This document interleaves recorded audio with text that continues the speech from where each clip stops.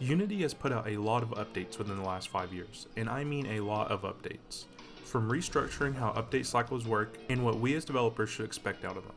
With the gap closing between the two biggest game engines, Unreal Engine 4 and Unity, I'm here to tell you why you don't need to update. Now, if you don't already have a project going and are just getting into the scene, then by all means go with the latest LTS version of Unity. I know 2020.1 can be very appealing, but I'm going to get into why you shouldn't start with it. I've been developing projects and prototypes in Unity since 2014, and a lot has changed.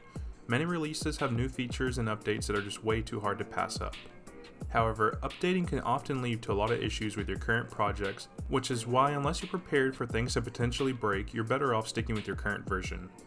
When updating your engine, things like references, objects in the inspector, materials, and scripts often break, leading to hours and potentially days of work to fix obscure and/or annoying problems. All of these problems being a product of the version change.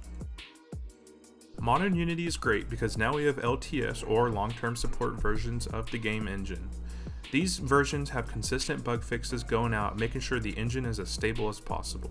Having a stable engine is a huge advantage of using these versions, compared to the latest and greatest versions with many bugs and issues as they come out. So unless your project absolutely needs a new feature, it's better off to just stick it out. Finish your project, and once it's time to start a new one, then go ahead and switch. By doing so, you're saving yourself a lot of time and headache, and the possibility of dealing with many new bugs. Stopping yourself from always updating to the new versions is a really hard lesson to learn, but just know that your project is extremely unlikely to benefit from the engine upgrade.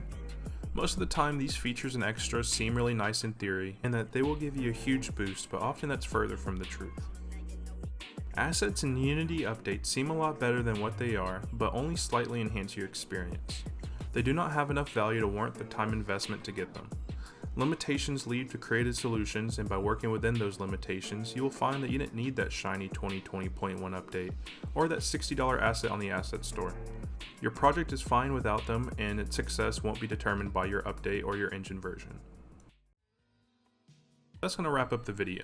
If you've enjoyed, please leave a like, and if you haven't already, be sure to subscribe and turn on notifications. That way you're notified anytime we upload.